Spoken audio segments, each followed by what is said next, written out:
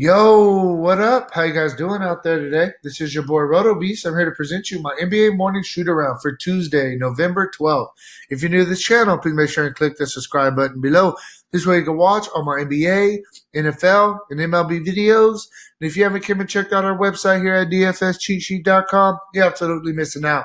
We have all the tools to help you compete with the pros day in and day out, including a complete optimizer, tons of content, daily Fanduel and Draftkings cash lineups. Hey, we're truly a one-stop shop for all your DFS needs. So make sure to come check out the site here at dfscheatsheet.com. So we got a solid 8-game slate. There's a couple fun games on this docket. A lot of money to be made out there today. So I'm ready to jump in this video real quick before we do. If you guys don't mind, please take a quick second. Click the like button down below. Helps me out. I really appreciate that from you guys. And let's go. So we'll start at point guard, work our way through. I'll start with Damian Lillard, Kyrie Irving. I'll group them up.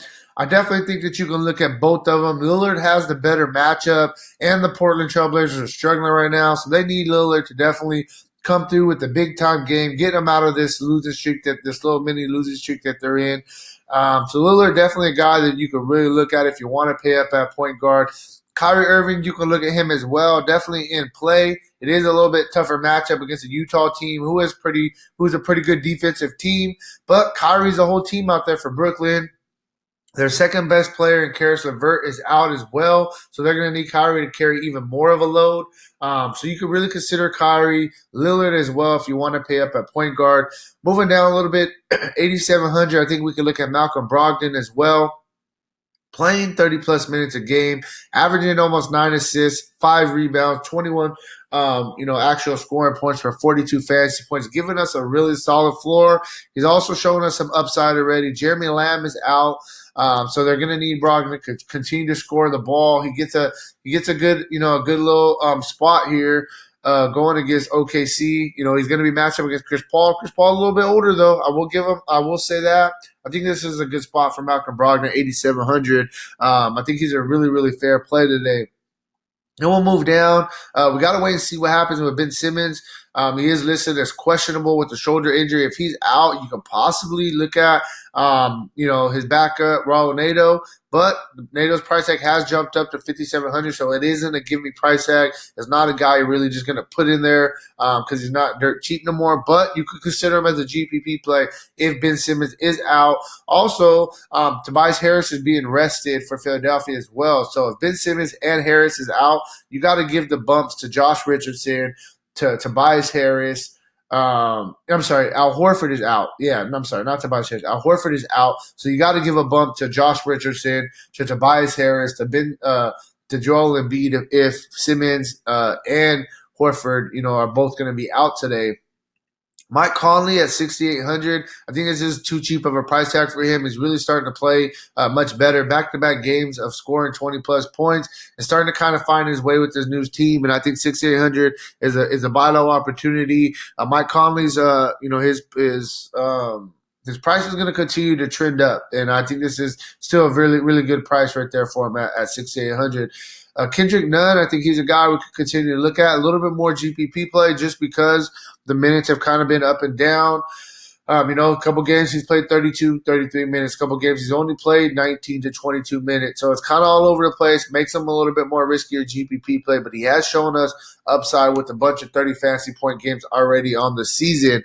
Couple of value guys. This guy's a GPP as well, but you can look at him. Kobe White in a good matchup going against the Knicks. He's played 27, 29 minutes in back-to-back games. Hasn't necessarily jumped off the wall with fantasy production in those two games. But, he has already shown us some upside with a few 30-plus fantasy point games. And on a 4,200 price tag, all we need is about 22 for value. So he's a GPP guy that we can look at on the lower end. And then lastly, a guy I think is going to probably just be a cash game staple. If we find out that Cory Joseph is going to be the starting point guard while De'Aaron Fox is out, and he's going to get, around 30 minutes. He got 28 minutes last game. Then you really got to look at him at a 3,700 price tag, almost bare minimum. So really, really like Cory Joseph. If he's going to be the starter, easy cash game play. Put him in, move on, and feel comfortable about it. Moving on to shooting guard. We'll start at the top. There's a couple guys that we can look at. I think all of these guys are more GPP plays. Jimmy Butler at 9,400. The price tag, it's not a give me price tag. You need about 46, 47 for value. He's averaging 43 on the season, so he could definitely get there. I just wish he was a little bit cheaper, a little bit more in the 8,000s. Then I would like him. GPP play still. You got Devin Booker, who's had a couple of really big games against the Lakers in his career already. 8,800. He has the upside. But it's asking a lot, though. He's averaging 36 fantasy points, so I think that Devin Booker is a GPP play. Donovan Mitchell, 8,400. I think Donovan Mitchell's in a really good matchup going against a Brooklyn team. This should be a up-tempo game for the Jazz. They should get out and run a little bit more. I will mention that the Utah Jazz are on the second end of a back-to-back, but 8,400 for Donovan Mitchell. He's a guy that we can look at and feel pretty comfortable with the kind of floor that he's going to give us. Moving down, I think that we can look at Buddy Hield. We talked about De'Aaron Fox being out. I think Buddy Hield is going to get a couple extra minutes, and they're gonna ask him to do a little bit more ball handling duties. Buddy Hield, 7,000. They're gonna depend on him a little bit. He definitely has the upside, but it's not a give me price tag. He's probably a little bit more of a GPP for me. I mentioned Josh Richardson. If Ben Simmons does end up getting rolled out, he's going to have to run the point guard a little bit more. He already starts a shooting guard. The minutes are there. Last game he really filled up the stat sheet. So I think that Josh Richardson gets a bump if Ben Simmons out, something we got to watch. Bojan Bogdanovic. I talked about Buddy Hield. I think Buddy Hield does get, a little bit of a bump, but I think that Bogdanovic is going to be the guy that's going to get the biggest bump and be the biggest beneficiary with De'Aaron Fox out. He's played 31 and 28 minutes in the past two games. He scored 20-plus or more points in the past two games. I like him. 5,600 is a buy low opportunity on him. You need what? You need about 27 for value, and he can definitely get up there and really crush this price tag, if he gets opportunity at some extended run. That's really where I'm at. I mean, the one more guy I think that we can look at, DeAndre Benbury. I think that he's been getting a little bit extra run with the fact that John Collins is out. When they go small, they go with Benbury. And coming off a game where he played 40 minutes last game. I mean, they really trust this guy. I think no matter what, he's going to play around 25 minutes. Now, the 4,600 price tag, we need about 22, 23 for value. He's averaging that, and he has, a little bit of upside on these price tags. So Benbury's a guy that we could pay down for at the shooting guard spot. Moving on to small forward, LeBron James, 4 triple-doubles in the last 5 games. I mean, it's an easy play if you want to play him against Phoenix. I just don't know if he's a guy that we definitely want to pay up for, but I wouldn't blame you if you do. I mean, it's LeBron James, triple-double galore lately. He's passing the ball very well. That's the biggest thing that's been standing out to me for LeBron.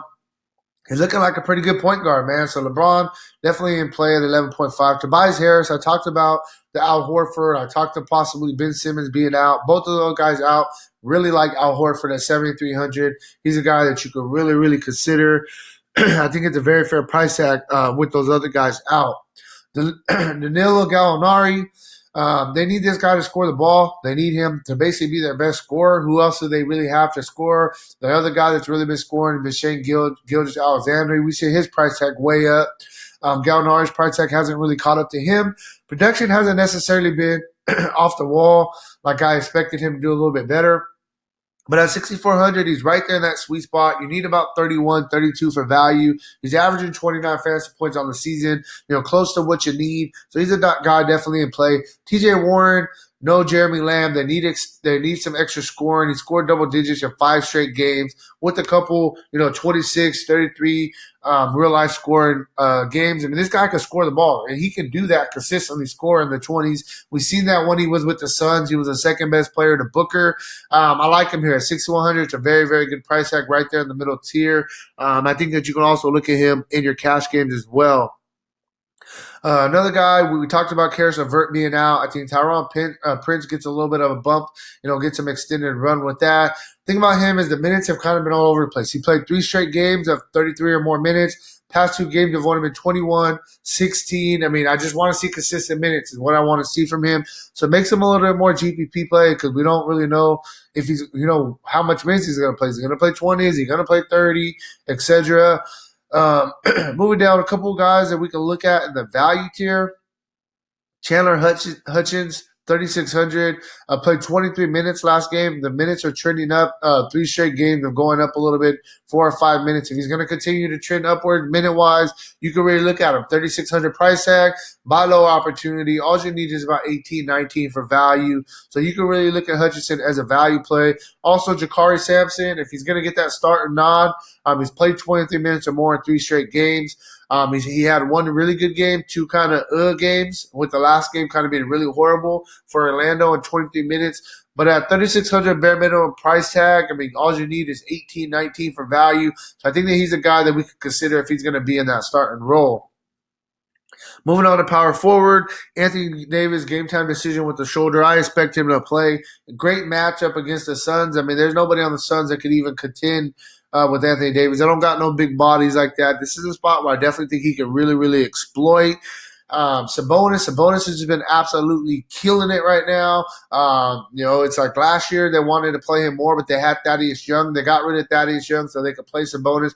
The guy's playing a ton of minutes, 38, 37 the past 2 games, getting you massive double-doubles, a very, very good passer as well. That's what's been standing out to me is he's, 6, 7 assists a game, which is, really, really good for a big man. I'm giving you a solid floor. I think he's more of a GPP play just because of the price tag, but he's paying off the price tag, and I like him a lot. Bam. Going against Detroit, it's going to be going against Blake Griffin. Blake Griffin likes to send out on the perimeter now and shoot threes. He doesn't bang. I think this is a spot where Bam can have a really good game. I'm not worried about no Blake Griffin defense. And the thing that stands out to me about this guy is he doesn't do just, he scores the ball or he gets rebounds. He does a little bit of everything. He's a pretty good passer for a big man. He's averaging almost double-digit rebounds, double-digit points. He gets you, a bunch of defensive stats every single game. I don't like to really count on defensive stats, but that's what this guy does. He's going to get you 2 or 3 between blocks and steals every game to kind of add that floor that we're looking for. So I think that Bam is a good play. Moving down, 2 more guys I think that we can look at. First, before we go down, I think you can look at Julius Randle. The guy's coming off a really good game against Cleveland. The guy's been playing well. He scored at least 20 points in 3 straight games. Does a little bit of everything, fills up the stat sheet. At this price tag, you need about 36, 37 for value. He is averaging 32 on the season, pretty close, and he has a little bit of upside. GPP play, but I think you could consider him. One value guy, I think that we can look at a power forward spot. I think we can look at Bijalika. The minutes are kind of up and down. That's the thing I don't like. But when he does get some minutes, he does. He has some upside. He does produce a little bit. It's all about minutes with him. We got to see if they adjust their rotation for the Kings with De'Aaron Fox out or what they do. So pay attention to that starting lineup. But if Bijalika is going to get some minutes, we can really look at him as a cheaper tier. Center is a spot where I think we're probably going to end up paying up for today. There's just really no value at the center spot. It's tough. You can look at, Joel Embiid. We already know Horford's out. We know that Ben Simmons possibly going to be out. Both of those guys are out. I love Joel Embiid in this spot going against Cleveland. He'll get a definite bump here. Andre Drummond's second in of a back-to-back. Not the easiest matchup from Miami, but he's been producing massive double-doubles night in and night out. I don't see why we go away from him now. We know the defensive stats he's going to get. I think it is going to hurt him a little bit with Blake Griffin being back. He's not going to, they're not going to bring the ball through him so much, and he's not going to have to get so many rebounds. I think Blake Griffin will get some of those rebounds. But nonetheless, Andre Drummond has just been killing it to start the season. He's definitely in play. Jokic going against Atlanta. Guy has triple-double upside, any night. 9,000, you need 45 for value. I think this is a pretty fair price tag for him. He does have some upside. On this price tag. He just has been inconsistent. That's the biggest thing with Jokic. It's been kind of killing me for playing him this year. But, I think we can really consider him. Whiteside's in play against Sacramento. They don't have a real big man. I think you're going to go Bear against Brooklyn. I like big men against Brooklyn. Both of these guys are in play. That's really where I'm at. For me, at the center position, I think you pay up for somebody. There is no real value there. The only guy, if we find out that a guy I played him a couple times already this year. If we find out a guy like Meyers Leonard is going to get some run, then we can look at him. But, the past 2 games, he hasn't got the run. The 3 games before that, he got 24, 25, 27. So if he's going to, sneak in the lineup, I did see something about Kelly Olynyk possibly being a game time decision. Let me look that up for you guys. Yeah, see, so Kelly Olynyk is a game time decision with the knee. He's questionable. If he is out, then I think that we definitely look at a guy like Meyers Leonard. I think that he'll get some extended run. So that's really where I'm at, with today's NBA morning shoot around. If you want a more in-depth analysis on today's slate, make sure to check out the site, dfscheatsheet.com. And hey, good luck on your guys' contests, all right? Peace out.